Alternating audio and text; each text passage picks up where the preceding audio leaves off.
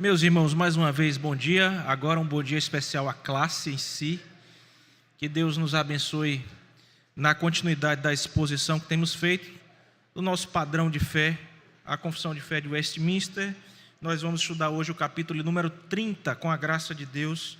Este capítulo vai falar sobre as censuras eclesiásticas. Antes de iniciarmos o capítulo, nós vamos finalizar a sessão última, portanto a sessão 8 do capítulo 29, que nós tratamos na nossa exposição, mas deixamos de ler aqui na ocasião passada. Nós vamos ler, dar uma breve explicação para entrar na sessão 30, tá bom? Vamos pedir a graça do Senhor, orar mais uma vez, irmãos, pedindo que o Senhor nos abençoe. Feche seus olhos, por favor, mais uma vez. Bendito Deus, nós te damos graças, ó Deus, por estarmos juntos em classe mais uma vez. A oportunidade preciosa que o Senhor nos tem dado para sermos instruídos, para ou aprendermos, ó Deus, ou relembrarmos as questões importantes da Tua palavra, ó Deus, que nós necessitamos para a nossa vida cotidiana, para o nosso dia a dia. Nós te louvamos por isso, te louvamos pela Tua palavra, pela boa confessionalidade, ó Deus, que nós seguimos, ou seja, aqueles livros que nos auxiliam a ler a Tua palavra, a entender a Tua palavra, porque tem por finalidade explicá-la para nós. E um destes livros é esta confissão, a Confissão de Fé de Westminster, símbolo e padrão de fé da nossa igreja, a Igreja Presbiteriana do Brasil. Ó Deus, abençoa, ó Deus, o estudo de hoje. Ó Deus, que sejamos, ó Deus, portanto, assim habilitados a andar conforme o querer santo do Senhor para as nossas vidas. Nós oramos assim agradecidos em Cristo Jesus. Amém.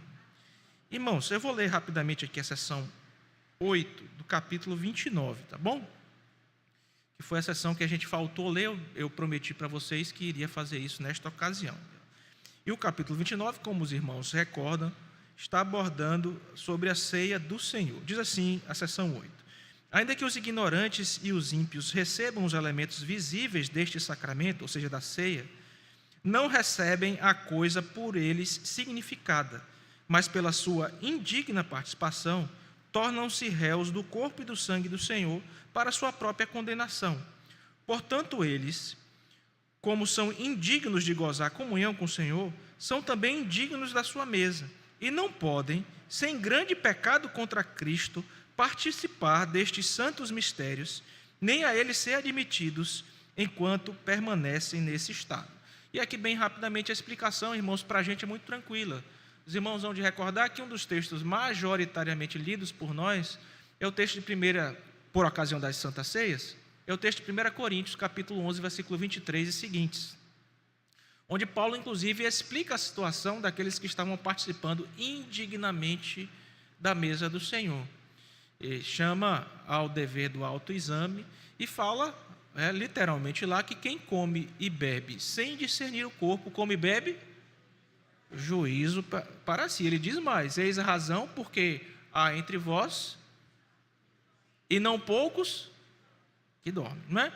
Então a confissão faz questão de expressar estas verdades aqui, bem como o cuidado que a igreja deve ter de instruir a congregação e também instruir devidamente os presbíteros, para que participem da ceia somente aqueles que são professos, estão em plena comunhão. Você deve lembrar que o pastor diz assim: olha, essa mesa não é a mesa da IPB apenas, antes disso é a mesa de Cristo. Então, se você é evangélico, congrega numa igreja genuinamente evangélica, está em plena comunhão, está conosco, você deve participar. Então, a gente instrui quem deve participar, né?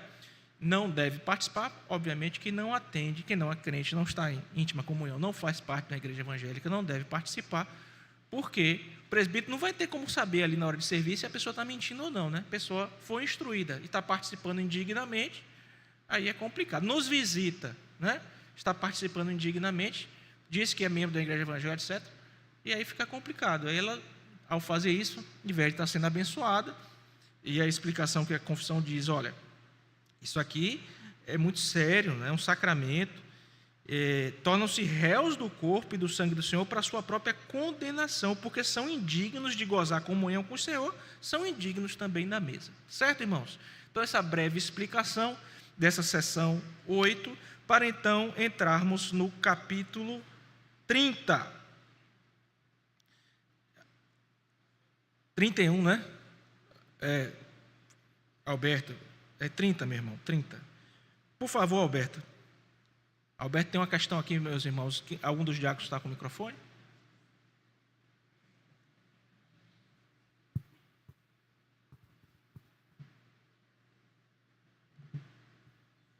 Pastor, bom dia. Bom dia. Em quem reside a competência no âmbito da Igreja Presbiteriana do Brasil para a determinação se uma igreja é pseudo-evangélica, não se trata de uma igreja efetivamente cristã? Essa competência é apenas do Supremo Concílio ou o conselho local ele pode fazê-lo?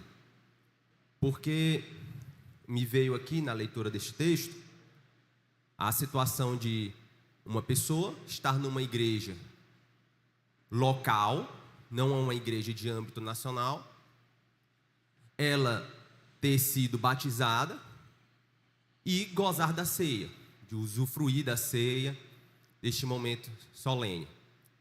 Ela estará em pecado nos termos do que nós professamos ou não? Esse conjunto de perguntas. Pronto, muito bem. Vamos respondê-las. Meus irmãos, nós temos os nossos concílios, que os irmãos conhecem. Menor concílio, conselho, acima do conselho, presbitério, acima do presbitério, sínodo, acima do sínodo, Supremo Concílio.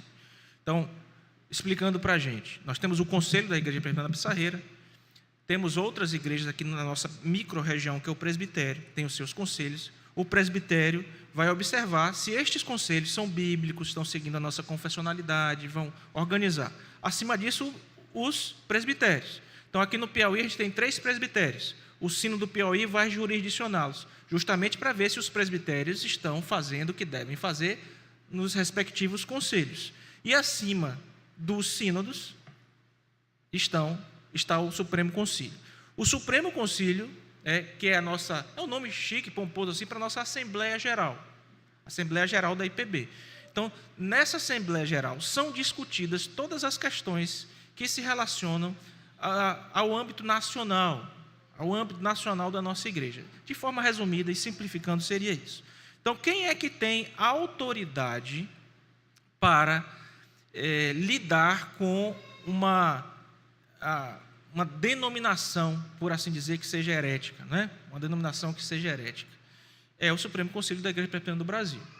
Então, muito recentemente, nós já tivemos um documento, recentemente, que quando a gente vai envelhecendo um pouco, né, 10 anos, 15 anos, a gente começa a chamar de recentemente, né?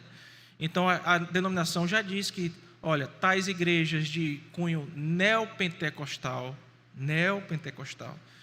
são seitas, e a explicação é por que são seitas. Aí tem toda uma explicação teológica de uma comissão que é nomeada para estudar todos os documentos, as práticas daquela igreja, etc.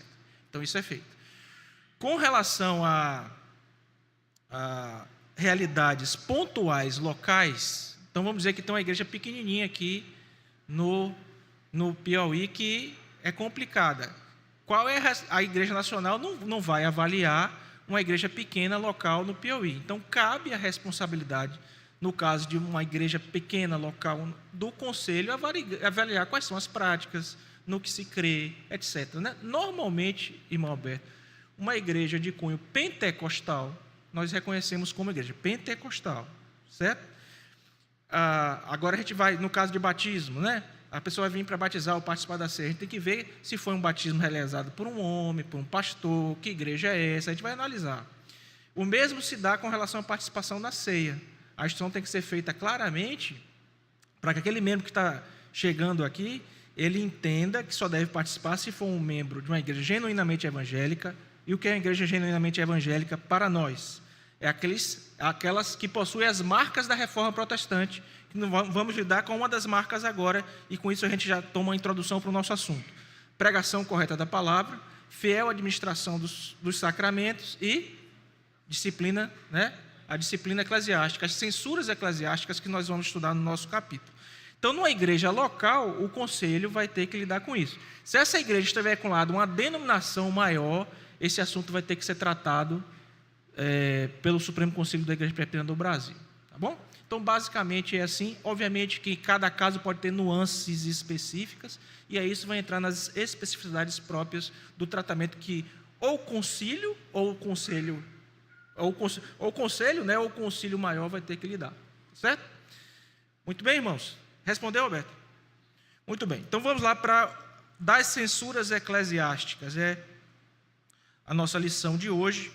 E hoje nós vamos resumir essa lição, irmãos, na seguinte expressão ou na seguinte tese, proposição: Cristo, Senhor da Igreja, instituiu a disciplina eclesiástica nas mãos dos oficiais para proteger e restaurar a igreja, mantendo sua pureza e honra.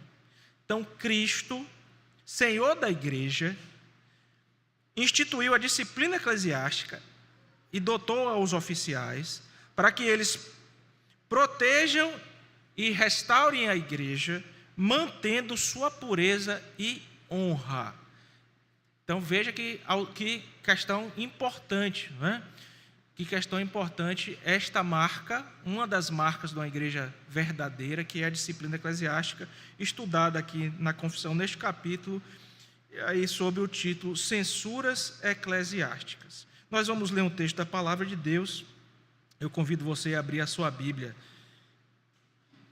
por favor, em Isaías capítulo 9, versículo 6.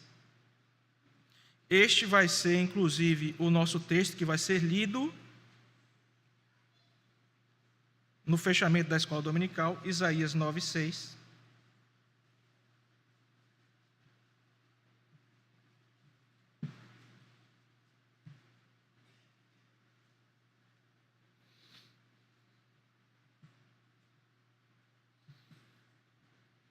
Vamos ler uma só voz, irmãos? Todos acharam? Sim? Vamos lá. Porque um menino nos nasceu, um filho se nos deu.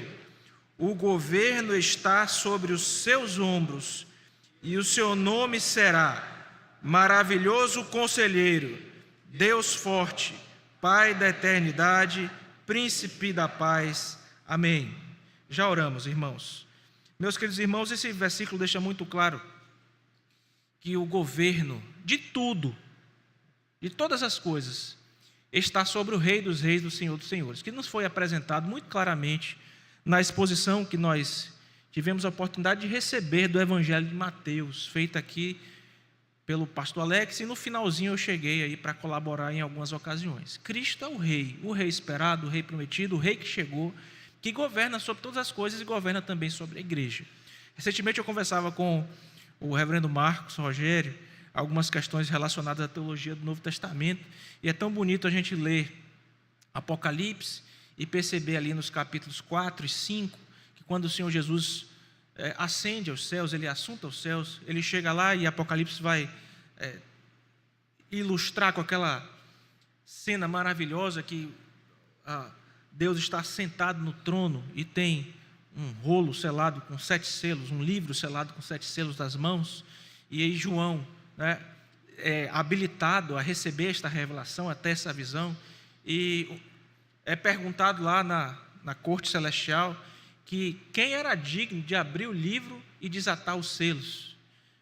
João começa a chorar porque ninguém no céu era achado digno de fazer isso, até que Cristo se apresenta, o Cordeiro de Deus. Ele vai, caminha até o trono, toma o livro das mãos daquele que está sentado no trono, e então ele vai começar a desatar os selos deste livro. E à medida que ele vai desatando os selos desse livro, vocês vão ver que são 7 selos. Aliás, essa estrutura é seguida no livro de Apocalipse, que conta 7 vezes uma mesma história, com a finalidade de mostrar esse Cristo. A mesma história com nuances diferentes, em um prisma diferente, mas mostrando esse Cristo, que está reinando soberanamente sobre todas as coisas. Não é à toa que ele aparece ressurreto aos discípulos e diz: toda autoridade me foi dada aonde? Na terra. Então, rapaz, que conforto é para nós, não é, irmãos?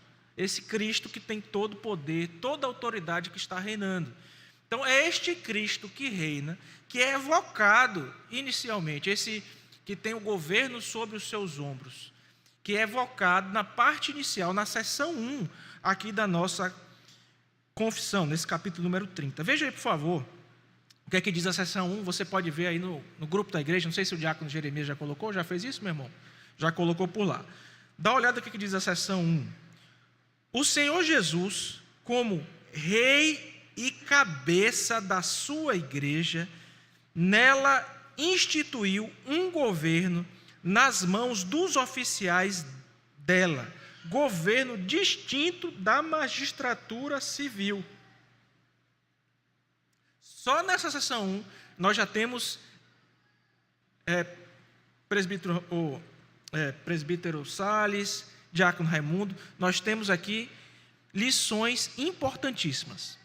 Só na seção 1, você vai perceber, em primeiro lugar, que Cristo é o rei, é o Senhor, é o cabeça da igreja. Então veja, em quem está a autoridade da igreja? Quem é que governa? Quem é o rei, irmãos? Sobre tudo, especialmente sobre a igreja. Quem é o cabeça da igreja? Aquela figura que nós estudamos recentemente na confissão, não é? Da comunhão dos santos. Quem é o cabeça da igreja? Cristo. O governo está sobre quem? Sobre Cristo. Está sobre Cristo. Então, ele é o rei e o cabeça da igreja. Então, essa seção 1 está deixando isso muito claro. Agora, este rei e cabeça da igreja, o nosso Senhor e Salvador Jesus Cristo, nomeou uma liderança ao qual ele delegou o governo da igreja. Ok? Então, ele é o cabeça, ele governa, e sob a sua autoridade é instituída uma liderança que governará a igreja. Este governo está nas mãos dos oficiais da igreja, nos diz a confissão. Os oficiais receberam da parte de Cristo, Senhor da igreja, a dotação para governar. E este governo é distinto da magistratura civil. Nós sabemos também que toda autoridade é constituída por Deus. Há o governo da igreja e há a magistratura civil. E a confissão está deixando claro que a autoridade eclesiástica não é a autoridade civil. Certo? Há uma diferenciação clara aqui proposta pelos irmãos. Nós vamos ver os textos bíblicos, portanto, que sustentam este precioso ensino para nós. Cristo governa, nomeia a liderança, esse governo está na mão dos oficiais e é distinto do governo civil. Nós lemos inicialmente o texto de Isaías 9, que fala sobre o governo de Cristo, que é o nosso maravilhoso conselheiro, Deus forte, Pai da eternidade, Príncipe da paz. Agora abra sua Bíblia, por favor, em 1 Timóteo, capítulo 5, versículo 17.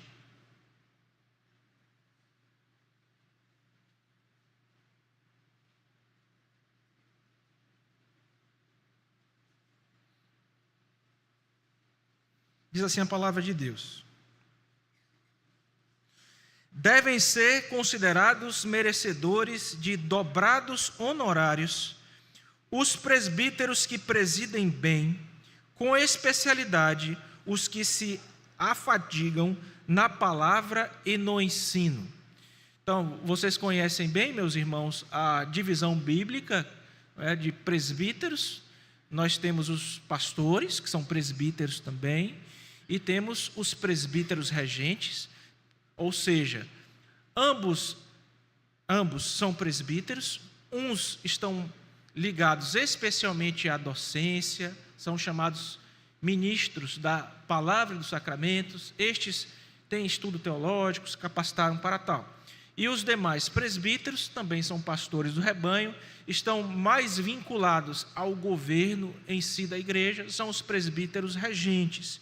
E o governo da igreja foi dado a estes, e somando-se a estes, os diáconos, que também são oficiais da igreja, com atribuições próprias.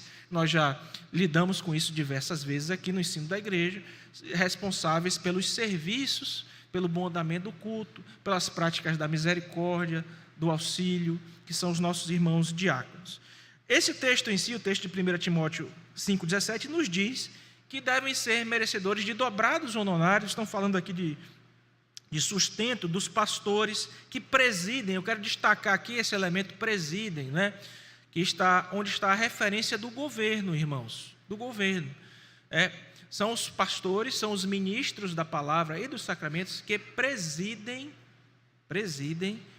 os conselhos locais, tá bom? Então a igreja vai ser presidida, o conselho da igreja é presidido pelo seu pastor localmente. Então eles ensinam e presidem o conselho.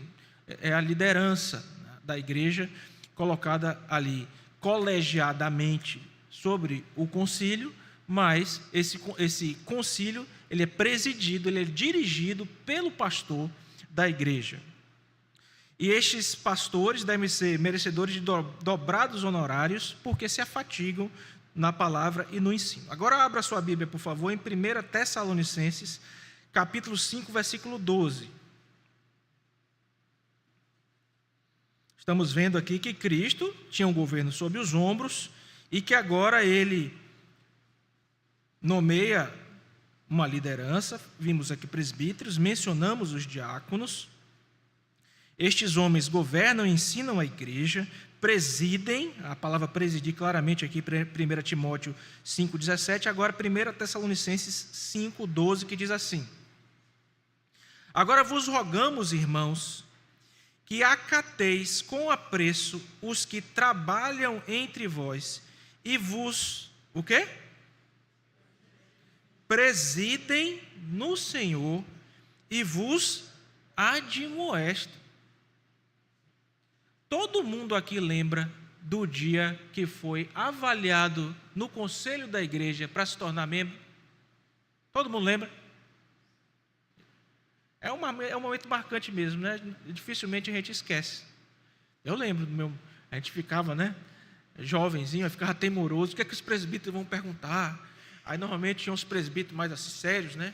E tipo, aquele presbítero vai fazer uma pergunta difícil para mim. No caso da minha igreja eram 12 presbíteros, né? E às vezes tinham 2, 3 pastores, às vezes 4. Então era aquele conselho grande. E a gente entrava assim, né? Preocupado. E na verdade os presbíteros queriam apenas ali louvar a Deus, testemunhar, ver se nós temos maturidade mesmo e convicção teológica.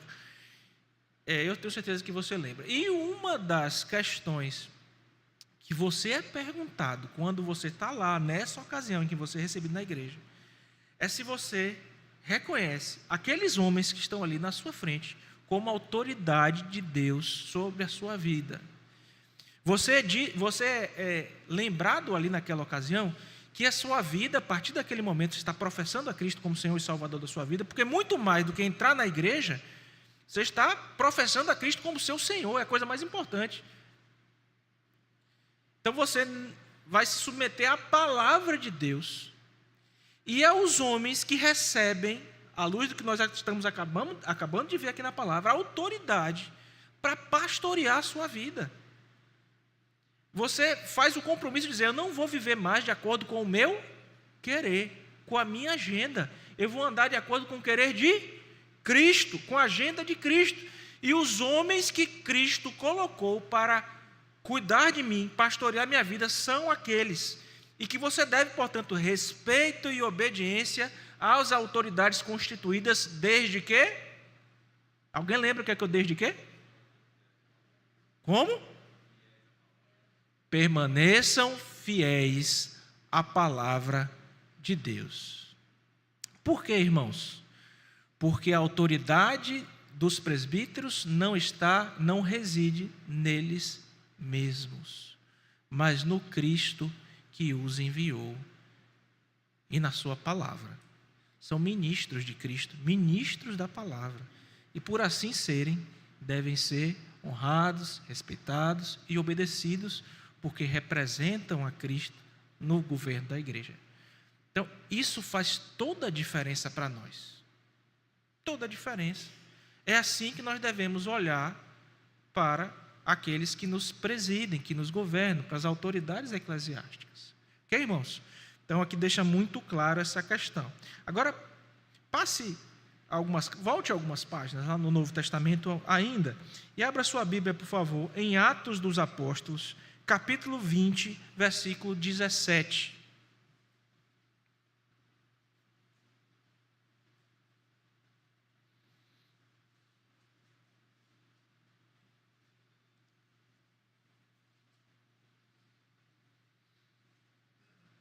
Diz assim a palavra de Deus.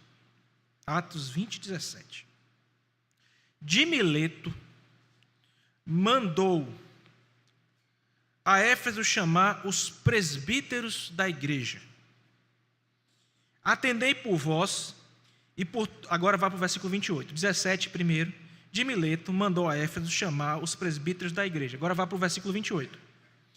Atendei por vós e por todo o rebanho sobre o qual o Espírito Santo vos constituiu bispos, para pastoreardes a igreja de Deus, a qual ele comprou com o seu próprio. Então, olha que coisa aqui. Então, Paulo está naquela ocasião, mandou chamar os presbíteros, e quando ele entrega a instrução própria aos presbíteros, ele diz o seguinte: olha, atendei por vocês mesmos e por todo o rebanho, o qual, quem? O Espírito Santo constituiu bispos. Ok, irmãos? Bispos aqui é um termo intercambiável, ele é um sinônimo de presbítero, tá certo? Vos constituiu presbíteros ou bispos. Marcelo tem uma palavra. Para fazer o que, irmãos? Com que finalidade? Pastorear a igreja de Deus. A igreja é dos presbíteros? É do pastor? A igreja de quem? De Deus. A igreja de Deus. Então, olha a responsabilidade. Olha a responsabilidade. Deus está instituindo um governo eclesiástico e está, em Cristo, nomeando essas autoridades para que elas, no poder do Espírito Santo, constituídas por esse Espírito Santo, pastoreiem bem a igreja que é de Deus, que ele comprou com seu próprio sangue. Ok? Marcelo. Pastor, eu tenho uma dúvida em relação a por exemplo, quando o conselho, de forma geral, não é o caso aqui da nossa igreja, e louvamos ao Senhor por isso, quando o conselho, de modo geral, está dissoluto em relação à palavra de Deus, como, por exemplo, lembro que certa vez o reverendo Marcos citou aqui, igrejas que são dominadas por famílias muito grandes, e ali provavelmente o conselho é de inteiro dominado por essa família, né? E pode acontecer esses conchavos aí que se distinguem da palavra de Deus. Qual o dispositivo que um irmão ou os irmãos devem buscar para tratar uma situação como essa? Muito bem. Excelente pergunta, Marcelo. Olha, meus irmãos, graças a Deus nós estamos numa igreja reformada e numa igreja presbiteriana. Eu estou dizendo que não possam surgir problemas dentro da igreja reformada e presbiteriana? Não. Mas graças a Deus que nós estamos numa igreja reformada e presbiteriana. Por quê? Porque por seguirmos a palavra de Deus no que se relaciona ao governo da igreja, nós temos recursos que podemos utilizar em casos como estes e outros. Certo? Eu vou contar aqui a nível de exemplo. Eu venho da Bahia. Então, a minha experiência a nível conciliar se dá muito por lá, né? Como os irmãos sabem. Então, eu era presidente do Sínodo Sul da Bahia. E tinha um presbitério que teve uma dificuldade com esse presbitério. Teve uma reunião do Sínodo, ele não foi, dificuldades internas, questões internas. Como presidente do Sínodo, o que foi que eu fiz? Eu acabei de dizer para vocês agora há pouco que o Supremo Concílio orienta os sínodos orientam os presbitérios e os presbitérios orientam os conselhos. Tranquilo isso para todo mundo, irmãos? Tranquilo, né? Muito bem. Então, veja, eu era o presidente do sínodo e um presbitério com dificuldades. O que nós fizemos? Primeira ocasião, meus irmãos, nós vamos todos viajar até o presbitério tal. Já falei com o presidente. O presbitério tem dificuldades, não preciso mencionar as dificuldades qual foram. Nós fomos em loco, foi uma viagem de acho que de carro, 6 horas, irmão. Mais ou menos, né? 6 horas para a cidade que a gente foi. E lá a gente chega, encontra os irmãos. O que é que está acontecendo na igreja tal, aqui e tal. E o colégio que tinha aqui perdeu para quem? Como é que é isso? Como é que é aquilo outro? E aqui e tal coisa. E aí o sínodo vem de cima para baixo mesmo, com a autoridade que lhe é constituída. Não, precisa arrumar isso. O presbitério não está isso. Isso aqui tem que, não é assim que faz. A mesma coisa o presbitério. Fui diversas vezes presidente do presbitério ou membro da executiva. Então, nós tínhamos por prática, como presidente do presbitério, especialmente quando eu tinha a oportunidade de conduzir a mesa, de falar assim, nós vamos fazer, aliás, é uma prática do concílio lá, que eu era mesmo, do presbitério. Nós visitamos, enquanto comissão executiva, o que é isso, pastor, comissão executiva? Quando tem uma reunião de presbitério, irmãos, todos os pastores vão para o presbitério, não vão? Vocês já viram isso? Então, vai ter reunião do nosso presbitério, que está acima do nosso conselho da igreja, vai um presbítero da igreja, aqui, eleito numa reunião do conselho, e todos os pastores. Vai lá para a reunião do presbitério. Tem um suplente, porque se o presbítero faltar, o suplente está lá. Certo? Aí chega na reunião do presbitério, ok? Então, pastores e presbíteros podem ser eleitos lá no presbitério para ocupar a executiva, que tem um presidente, um tesoureiro, né, um secretário. Muito bem. Se o presbitério percebe que um conselho está ensinando, uma igreja X está com ensino heterodoxo, os presbíteros estão agindo como dominadores do rebanho, impondo coisas. O erro que foi, irmãos, o presbitério tem autoridade de ir lá, lidar com a questão, conversar com os irmãos da igreja, conversar com o conselho, conversar com o presbítero.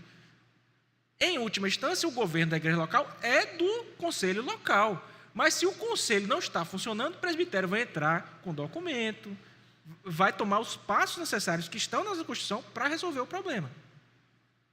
Aí o que é que precisa ser feito? A liderança do presbitério visitar constantemente as igrejas, como nós fazíamos. Nós visitávamos todo semestre, a executiva ia, todo semestre a executiva ia em todas as igrejas jurisdicionadas. Lá eles iam ficar, já vai viajar de novo, já vou viajar de novo, minha filha. Era viagem de carro, não era avião, não.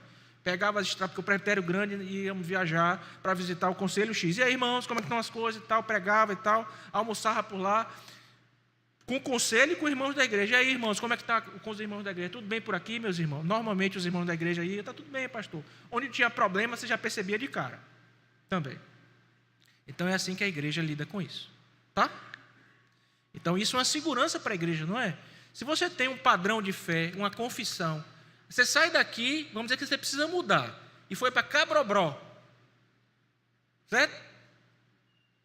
Chegou lá em Cabrobró, você tem sua confissão de fé, não tem? De Westminster, você está estudando aqui? Você chega lá, o governo está esquisito, o pastor está ensinando, está fora do que ensina o símbolo de fé. Tem alguma coisa errada no processo, certo? E aí, como presbiteriano, você pode muito bem ser membro de um local, fazer seu documento, mandar para o concílio. A gente trata as coisas assim dentro da igreja presbiteriana do Brasil, trata com seriedade. Ok? Eu acho que o Alberto quer fazer uma pergunta.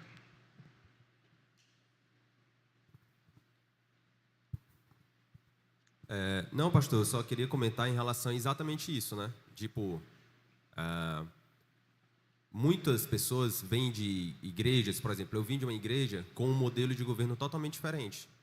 Então, que a decisão era centralizada no pastor e era irrevogável, porque ele era tido como ali o representante de Deus ali, Deus falou para eles, então, se Deus falou, é inquestionável. Então, pronto, segue. Né? Você vai questionar a vontade de Deus? E eu acredito que nós, presbiterianos, a gente tem de estar mais munidos, conhecer mais a nossa Constituição, o manual, né? E verificar. A gente atua como uma ferramenta de controle também sobre o conselho. Se o conselho, por exemplo, a gente verificar que está tomando uma decisão equivocada, protocolo, documento para o conselho. E caso o conselho não analise o documento com a profundidade que o caso requer, protocolo, recurso e vai subindo. Eu entendo que o irmão quis falar quando disse controle do conselho. É exercer o seu direito de membro, irmão. Você é um crente bíblico, membro da Igreja Presbiteriana do Brasil, você tem seus direitos e seus deveres. Se de repente você entende que bíblica, confessional ou constitucionalmente não tem algum andamento que esteja correto, lhe cabe o direito de você entrar com o documento, questionar, tirar sua dúvida, ser pastoreado, ser cuidado, ter o seu documento aprovado, ter o seu documento reprovado, etc. Então, é isso, nós devemos exercer a nossa membresia na Igreja de Cristo com solidez, com responsabilidade. Isso cabe a cada um de nós. Cabe a cada um de nós, tá bom? Inclusive conciliarmente também, né? E aí, graças a Deus, nós temos as condições de lidar com tudo isso. Muito bem. Reverendo Marcos. Brevemente, uma informação bíblica. A constituição dos presbíteros na igreja se dá no seu momento mais primevo, porque desde a primeira viagem missionária, Paulo vai pregando. Quando ele volta dessa primeira viagem missionária, por onde ele pregou e surgiu uma igreja, ele já constitui ali presbíteros. Está lá em Atos 14, 23. Voltando da primeira viagem missionária, Atos 14, 23. Promovendo-lhes em cada igreja a eleição de presbíteros. Depois de orar com jejuns, os encomendaram ao Senhor em quem havia crido. Então, Amém. só observar que não é uma coisa tardia, ela é primeva. E nós cremos ser o governo bíblico, né, coerente, né? Palavra importante, uma vez que o irmão Alberto mencionou uma outra forma de governo bíblico. Muito obrigado, reverendo, muito bom. 1 Coríntios 12, 28, por favor, irmãos.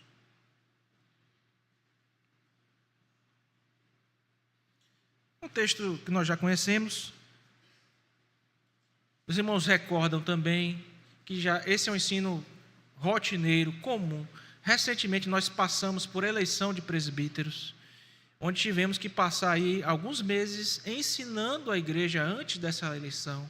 Recapitulamos todo este ensino com os irmãos. 1 Coríntios 12, 28.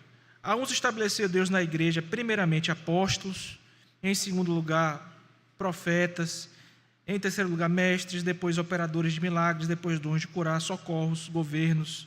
E a ideia aqui, irmãos, é mencionar, veja que aqui está ligado, tem ofícios mencionados, né? E tem também dons que estão ligados a estes ofícios, né? Socorros, governos, variedade de línguas, etc. Então, Deus vai constituindo a liderança da sua igreja é multiforme, né? Ele vai dando dons espirituais e constituindo essa liderança conforme lhe apraz. Muito bem. Então, nós vimos até aqui nessa sessão 1 que Cristo é o rei e cabeça da sua igreja, que ele nomeia essa liderança que está sob a sua autoridade e que esse governo está na mão dos oficiais, dos presbíteros, diáconos, e que esse governo é distinto daquele da magistratura civil, né, do Estado. Muito bem. Agora vamos para a sessão 2, tá bom? Sessão 2 da confissão. Dá uma olhada aí para o texto, deve estar no grupo da igreja, e diz assim: a estes oficiais estão entregues as chaves do reino do céu. Em virtude disso, eles têm, respectivamente, o poder de reter ou remitir pecados, de fechar esse reino a impenitentes, tanto pela palavra quanto pelas censuras, de abri-lo aos pecadores penitentes pelo ministério do Evangelho e pela absolvição das censuras quando as circunstâncias o exigirem. Então, só nessa sessão 2, olha quanto ensino tem aqui, quanta coisa preciosa. Primeiro, está sendo dito que o verdadeiro poder administrativo da igreja está sendo dado, pertence a Cristo, primeira sessão, está sendo dado a estes oficiais, né? Ou seja, o poder de Cristo está delegado aos oficiais, portanto, em sua designação, e que esse poder, também conhecido como poder das chaves, ou ministério das chaves, consiste, em primeiro lugar, fechar e abrir o reino aos homens por meio da palavra, e fechar e abrir o reino aos homens por meio da disciplina. Pastor, o que é isso? Me explica aí que eu não entendi. Vamos explicar, para não restar dúvida para você. Tá bom? Nós vamos lidar primeiro, irmãos, com Mateus, capítulo 16, versículo 19. Abra sua Bíblia, por favor.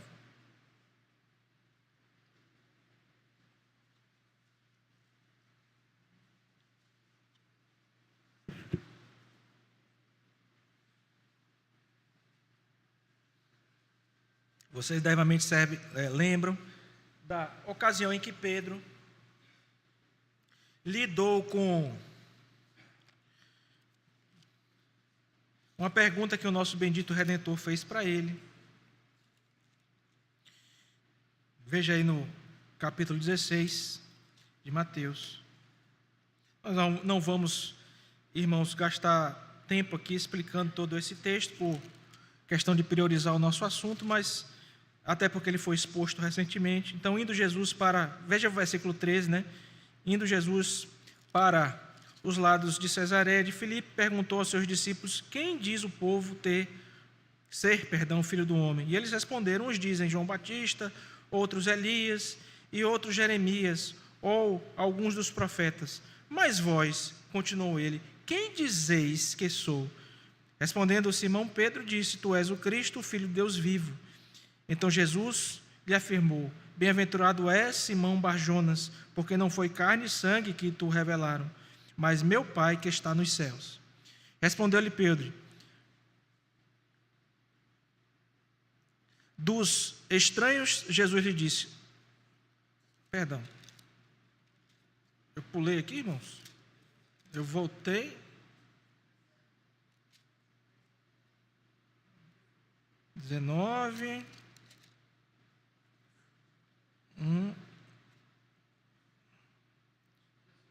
versículo 18.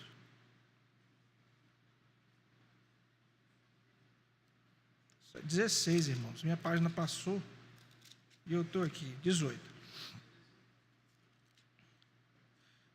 Também eu digo que tu és Pedro, e sobre essa pedra edificarei a minha igreja, e as portas do inferno não prevalecerão contra ela. Veja, aí vem um versículo que eu quero que vocês atentem. 19. Dar-te-ei à igreja, né? A autoridade constituída na igreja, os líderes, como nós temos visto aqui, dar-te-ei as chaves do reino dos céus, o que ligardes na terra terá sido ligado, e o que desligardes na terra terá sido desligado nos céus. Então, advertiu os discípulos de que a ninguém dissesse ser ele o Cristo. Mais para frente, veja aí, o nosso Redentor desenvolve algumas coisas, e no capítulo 18, você vai ver que é um capítulo onde nós vamos ter ensino precioso a respeito da disciplina das censuras. Então, esse é um tema que Cristo estava tratando ali com os nossos irmãos. Então, vá, por favor, para o versículo 18, a partir do versículo 15. Capítulo 18, a partir do versículo 15. Você já deve ter ouvido falar em um uso equivocado desse versículo que nós lemos aqui.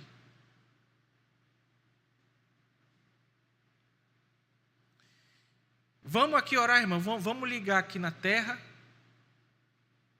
né? Alguma coisa, que se a gente ligar aqui na terra vai ser o quê? Vamos concordar aqui, porque se a gente vai concordar aqui, alguém já ouviu isso? Já? Será que é disso que Cristo está falando?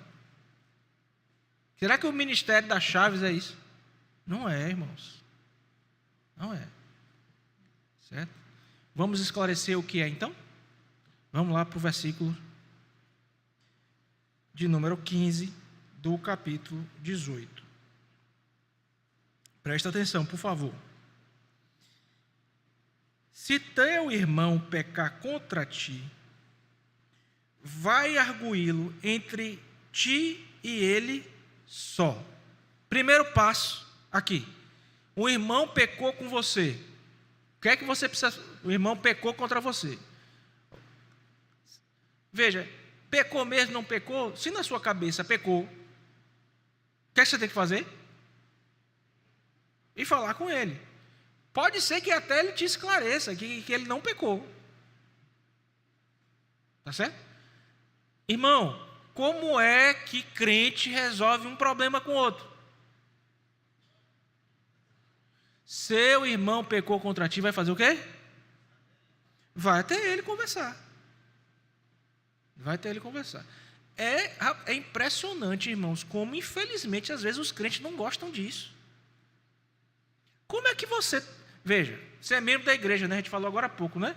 Você é membro, você não está mais se submetendo à sua vontade e à sua agenda. É a agenda de Cristo. E a agenda de Cristo está expressa onde? Na palavra. Então, não é o que você quer, nem o que você gosta. É o que Cristo quer e o que Cristo gosta. E Cristo está dizendo, se seu irmão pecar contra você, você vai lá conversar com ele. E aí, você que é o irmão que está procurando para a conversa, alguém está te procurando porque receba, porque é a sua função, porque o seu irmão acha ou você pecou mesmo. Vocês vão ter que conversar para se acertar.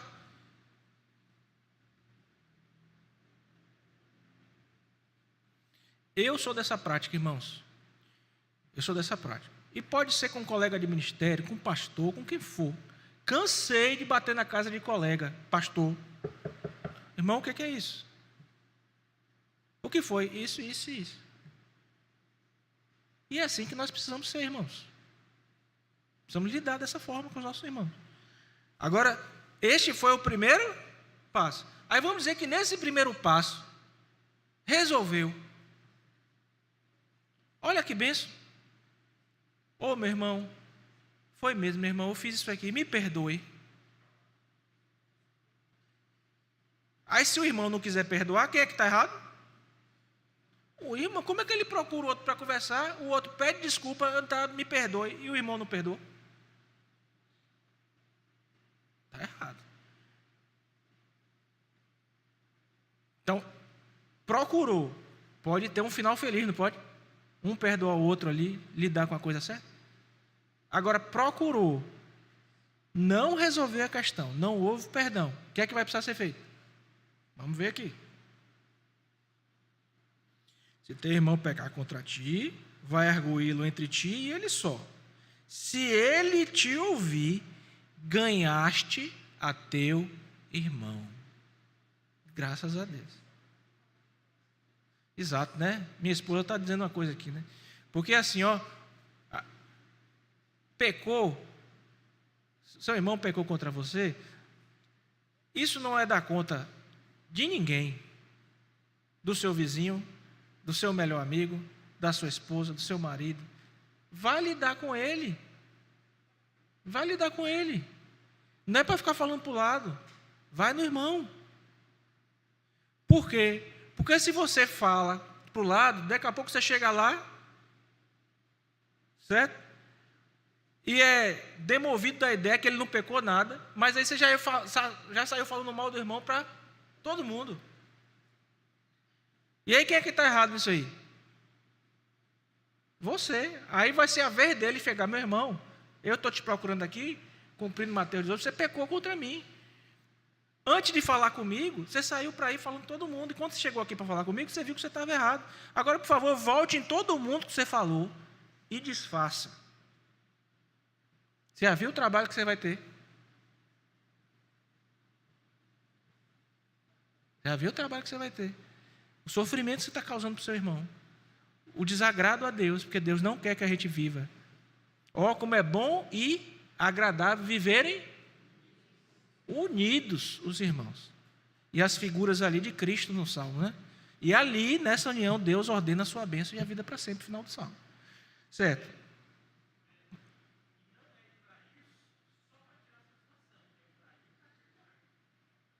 Porque às vezes é isso, sabe? E sabe qual é a dificuldade maior, reverendo? É que é como se estivesse indo para ganhar a argumentação. A questão não está indo para restabelecer o laço, está indo para dizer, eu estou certo. E onde é que fica pagar o preço, meu irmão? Sofrer o dano. Onde é que fica isso? Será que você é incapaz de sofrer o dano? De imitar Cristo? Cristo sofreu o dano por nós, irmãos. Na cruz. Ok? Então vai com tudo de perdoar mesmo. E até disposto, olha, se ele chegar lá e continuar brigando, mesmo assim eu estou indo disposto a perdoar. Isso é graça de Deus na nossa vida, tá, irmãos? É graça. Muito bem. Versículo 16. Então teve uma solução boa, que ouviu, né? Agora pode ser que ele não escute. Pressupondo que o irmão pecou mesmo. Você foi lá lidar. O irmão não recebeu bem, ele tratou mal, piorou ainda a coisa, não escutou. O que é que você vai fazer? Se, porém, não te ouvir, versículo 16, toma ainda contigo 1 ou 2 pessoas, para que, pelo depoimento de 2 ou 3 testemunhas, toda palavra se estabeleça. Então, o que é que você vai fazer? Não te ouviu. Procure um irmão maduro, procure um presbítero, um oficial da igreja, um diácono. Chama, meu irmão, eu estou na situação tal com esse irmão. Aconteceu isso, isso, isso. Eu já procurei esse irmão. Por quê? Porque se alguém vier me procurar, ou o presbítero Salles, e falar assim, olha, eu quero ir lá conversar com fulano de tal. O que eu e ele, ou qualquer irmão maduro vai fazer, tá, você está cumprindo Mateus 18? Estou. É isso mesmo, você está fazendo o passo bíblico correto? Estou. Você já conversou com ele pessoalmente, só você e ele? Não, então faça isso primeiro, depois eu vou com você. Certo? Depois que esgotou o primeiro passo, se ele não ouviu, aí que você vai. Você vai chamar 2 testemunhas para ir lá tratar a questão. Muito bem. Resolveu? Louvado seja o nome do Senhor. Graças a Deus, resolveu. Se, porém, não te ouvir, versículo 16, toma as 2 testemunhas. Veja o versículo 17. Vamos dizer que resolveu, glória a Deus, parou aqui, relações estabelecidas, tudo em paz. Não resolveu, versículo 17. E se ele não os atender, dize-o à igreja. Ok, aí você vai procurar o conselho da igreja. Dizer, pastor, está acontecendo isso, isso e isso. Eu fui lá no dia tal, pessoalmente, tal. Depois eu fui com fulano e fulano, tratamos, tal. Aí o pastor vai fazer o quê? Vai fazer uma cariação, vai ver se isso mesmo, vai lidar com tudo isso, vai chamar o irmão, certo? E vai tentar pastorear o coração desse irmão. Por que essa dureza? Vamos lidar com a questão, vamos resolver isso aqui, vai aconselhar, todo o processo que nós já conhecemos. Agora, veja o versículo 17, o final. E se recusar também a igreja, considera-o como o quê? Gentil e publicano. Como é que isso vai ser feito, irmãos? Ministério das chaves. O que ligardes no céu será ligado na terra. O que desligado no céu será desligado na terra. Então, a pessoa recalcitrante, a pessoa ali com o coração duro, empeternido, veja, por ter passado por todas essas fases, permanece seu pecado, não ouve a igreja, não se submete à autoridade da igreja, que é uma representação de Cristo, o governo que Cristo, as pessoas estão, o processo está sendo feito na palavra. Então, vamos fazer o quê? Vai entrar a disciplina, o processo disciplinar. E esse processo disciplinar vai ser o que a igreja decidir, o processo, Então, esse irmão não é crente, não obedece à palavra, não tem temor a Cristo, não tem temor a Deus. Então, a censura eclesiástica vai ser aplicada. Ministério das chaves. Por quê? Porque isso foi dado ao governo da igreja. Disciplina eclesiástica. Ok? O texto segue, só para a gente ler até o final.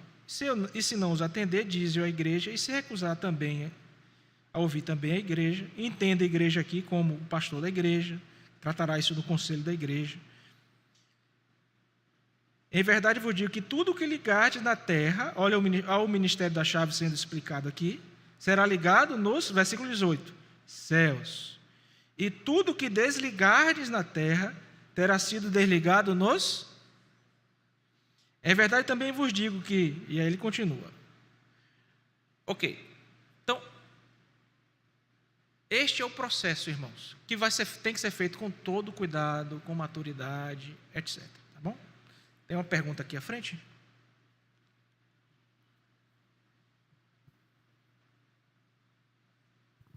Bom dia, pastor. Bom dia, Pastor, meu me irmão. tira aqui uma dúvida. Durante esse período, vamos supor que o irmão está zangado com o outro, não fala com o outro. É correto ele tomar a Santa Ceia?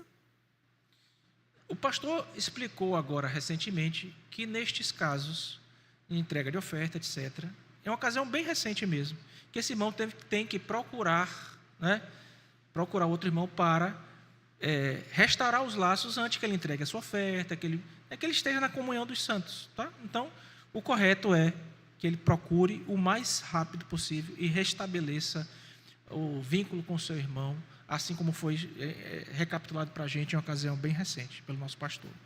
Então, ele deve, antes de tomar ceia, antes de fazer qualquer coisa, tentar restaurar o seu relacionamento com o seu irmão. Para finalizar, irmãos, João 20, por favor, para finalizar essa sessão.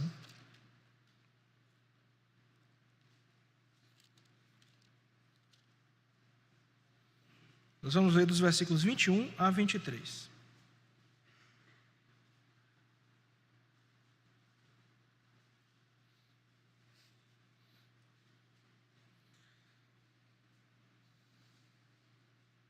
Vamos ler a partir do versículo 19, irmão, só para contextualizar, tá? João 20, 19.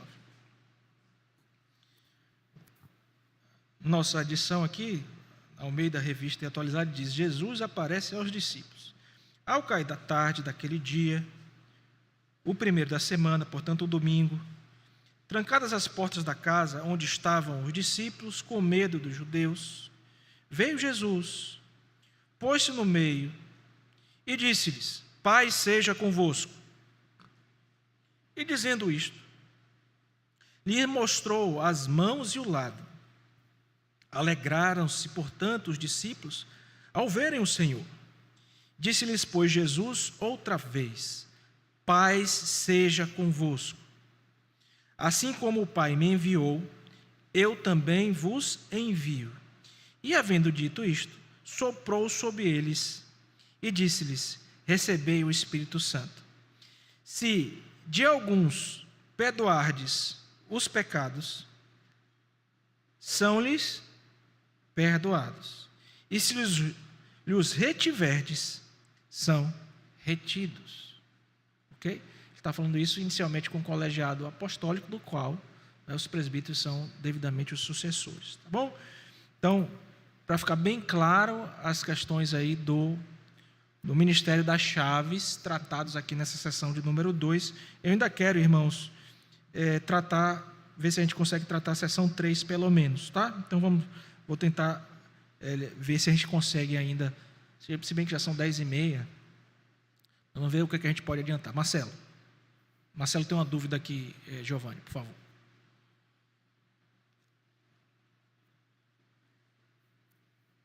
Vou tentar vincular, irmãos, ao assunto, tá bom? Para a gente não tergiversar. E, pastor, são duas dúvidas. Tá. A primeira, em relação, por exemplo, a gente tem essa divergência, né, essa diferença bem distinta entre o governo eclesiástico e o magistrado civil. Certo. Inclusive, a nossa confissão de fé deixa bem clara aqui, conforme o senhor já leu. E no caso do exercício da disciplina, exclusão da igreja, o impenitente, a pessoa que já está impenitente, ela vai se submeter a qualquer tipo de coisa, ela buscar o magistrado civil para tentar reverter uma situação como essa. Qual a medida que a igreja toma em relação a isso, ou o que deverá ser feito? Muito bem, excelente pergunta. Infelizmente, questões como essas acontecem, tá? Infelizmente, questões como essas acontecem, mas a igreja está respaldada, porque quando você se torna membro da igreja, você professa publicamente, você faz aqui, diante de Deus e de homens, uma série assertivas, né, a um juramento, a um voto que é feito, de ser fiel à palavra, etc, etc, etc. Então, normalmente na justiça, isso vai ser tratado como uma questão religiosa que está no âmbito da própria jurisdição eclesiástica, e a justiça não vai ter como lidar com isso, né? Normalmente não resta problemas, né? Porque a pessoa, ao vincular-se à membresia da igreja, ela opta em submeter-se a isso e aquilo outro, né? Mas pode acontecer, infelizmente pode. Até na Bíblia nós temos casos, né, de o apóstolo Paulo criticando irmãos que estavam levando a outros a juízo, né, fora da igreja. E ele fala assim: isso é para vergonha de vocês, será que não tem ninguém aí dentro que possa julgar isso da igreja? É uma vergonha. É uma vergonha realmente quando isso acontece, é terrível.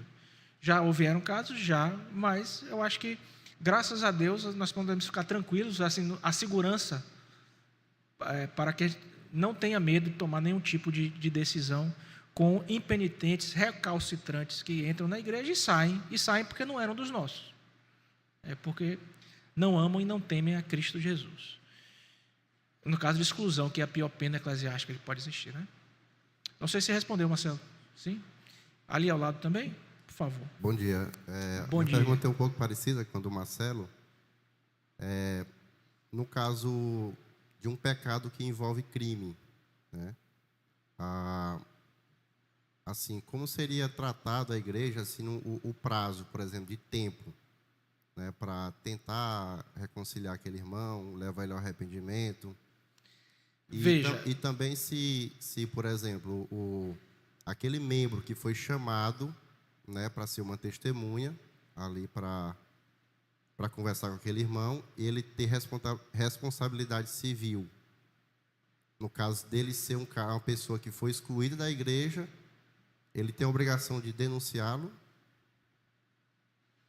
Veja, meu irmão, a obrigação, a ética cristã é para cristãos, né? Então, primeiro ponto.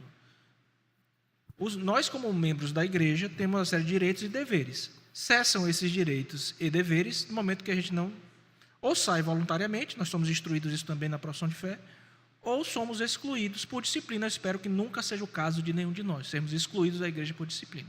Então, cessam direitos e deveres. Se alguém comete um pecado, que é um crime, matou alguém, ele vai responder eclesiástica, no que nos cabe aqui, certo? Ele vai ser disciplinado, etc. E vai responder também civilmente pelos crimes que ele cometeu. E não há nenhum tipo de... A igreja não vai se miscuir, se misturar em nenhum assunto civil. Ele vai responder civilmente na esfera civil e vai responder eclesiasticamente na esfera eclesiástica. Então, ele vai ser tratado, disciplinado, etc., e vai responder lá fora também, segundo o magistério civil, o magistrado, perdão, civil. Bom?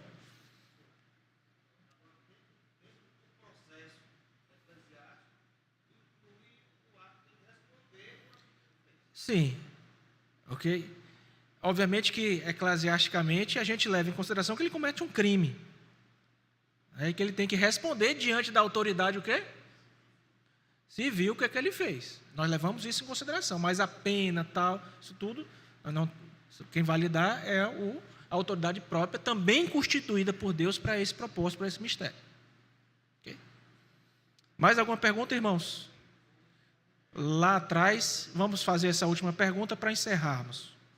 Não vou conseguir entrar aqui na sessão 3, mas fica para outra oportunidade. Pastor, no nosso caso de evangélicos é diferente da igreja romana. Por esse texto aí que o senhor falou ainda agora, Tá. que tem a questão de perdoar os pecados, a gente tem um pouco de visão diferente Sim. da igreja romana, porque lá realmente eles dão, o sacerdote lá passa a penitência e perdoa os pecados. E no nosso caso, essa diferença? O nosso caso, a explicação é essa. Irmãos, entenderam a pergunta? Entenderam? Um dos maiores instrumentos, em história da igreja a gente vê isso, né? Instrumentos aí de controle e tal, durante séculos da igreja católica foi a questão do confessionário. Porque as pessoas aí, governantes, reis, magistros, o que fosse, entendia que tinha que procurar o padre para o padre perdoar os pecados. É isso que o texto aqui está ensinando? Não. Nós vimos que esse texto está vinculado ao ministério das chaves. Então, alguém que pecou e passou pela devida disciplina eclesiástica, quer seja uma disciplina, uma censura, admoestação, exclusão, o que for, respondeu pelos seus pecados, está restaurado, graças a Deus. É nesse sentido que o pecado é perdoado, porque foi devidamente o quê? Tratado por um processo eclesiástico. Não é um poder que é dado ao pastor, dizer, meu filho, seu pecado está perdoado. Não, o pastor não tem esse poder. O presbítero não tem esse poder.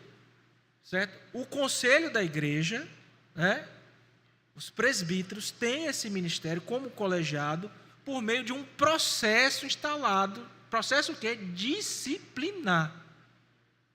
Não é que nem um padre que diga, nós daqui estamos perdoando o seu pecado. Não. O pecado for devidamente tratado, biblicamente, orientado, pastoreado, aconselhado, arrependeu-se do seu pecado, procurou os ofendidos, tratou, lidou com eles, pronto. Está tudo certo, está tudo certo. Vamos restaurar esse irmão à comunhão. Porque o único pecado imperdoável qual é? Blasfêmia contra o Espírito Santo. Certo, irmãos? Aí, certo? Mas os demais podem ser tratados, resolvidos, por meio do processo da disciplina eclesiástica. Censuras, que é esse capítulo da confissão. Reverendo. Por fim, irmãos, rapidinho aqui. Irmãos, eu preparei uma conclusão, etc., para a aula, não vai dar tempo nem de ler. Mas veja, a disciplina não é algo ruim, muito pelo contrário, graças a Deus pela disciplina dentro da igreja.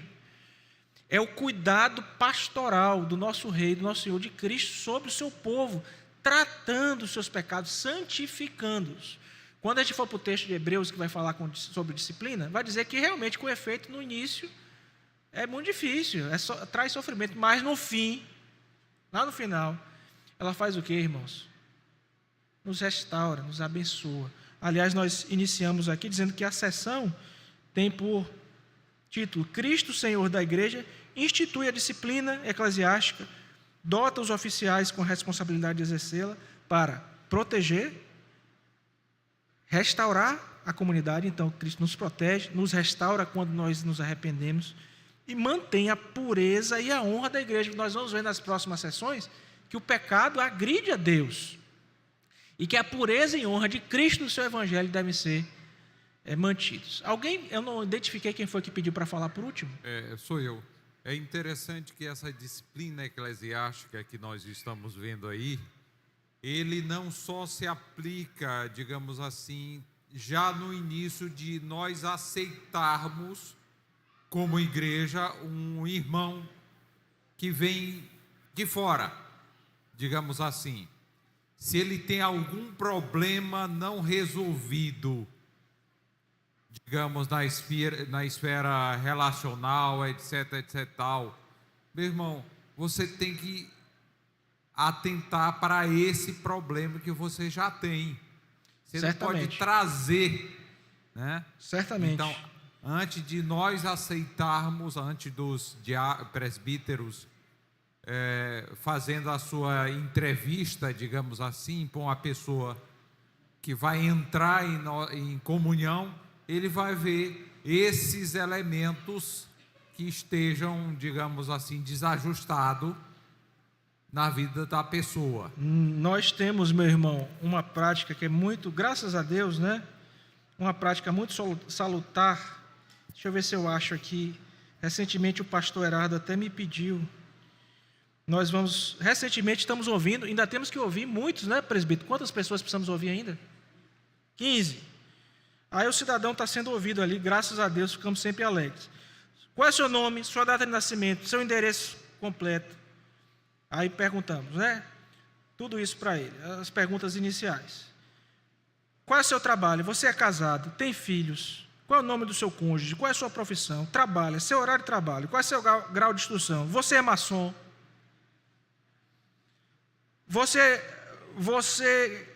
Quem você acha? O que você acha a respeito da classe que você participou? Você tem tatuagem? Você tem piercing? Você se submete na autoridade da igreja, se ele fizer perguntar isso ou aquilo? Você faz uso de palavrão na sua linguagem? Você tem algum processo civil? Nós perguntamos aos irmãos. Já é casado, já foi, casou no papel? Irmãos, na hora que a pessoa está chegando, pergunta tudo. Justamente porque nós precisamos lidar e pastorear aquela pessoa, o coração daquela pessoa, a vida daquela pessoa, na hora que ela está vindo para a igreja.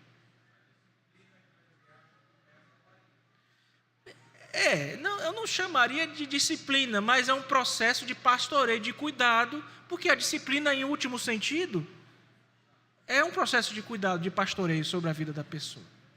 Certo? Ok, irmãos? Muito bem, vamos orar então, encerrando?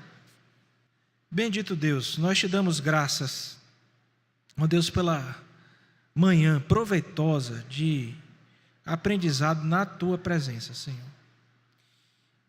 Nós queremos te pedir, ó Deus, que o Senhor nos auxilie no entendimento da disciplina eclesiástica, especialmente também das censuras, ó Deus, que o Senhor nos abençoe, ó Deus, como membros, para que possamos entender que isto é uma bênção, ó Deus, para as nossas vidas. Cuidado, ó Deus, marca de uma igreja verdadeira, a disciplina. Que como membresia estejamos sujeitos, ó Deus, às autoridades constituídas pelo Senhor. Com relação aos líderes, ó Deus, nós te pedimos que o Senhor abençoe, dando sabedoria, fidelidade à tua palavra e amor para com todas as ovelhas, para que sempre que seja necessário, ó Deus, iniciar um processo disciplinar, ó Deus, que este amor, que esta sabedoria, que a fidelidade à tua palavra marque este processo, ó Deus, com a finalidade de que nossos irmãos sejam pastoreados e restaurados para o bem deles e para a honra e glória do Evangelho e do nosso Senhor e Salvador Jesus Cristo. Abençoa-nos assim, ó Deus, dando-nos correto entendimento e prática destas coisas. Te agradecemos porque pela tua graça e misericórdia assim já temos procedido. Oramos assim, ó Deus, no nome santo e precioso do nosso Senhor e Salvador Jesus Cristo. Amém. Graças a Deus.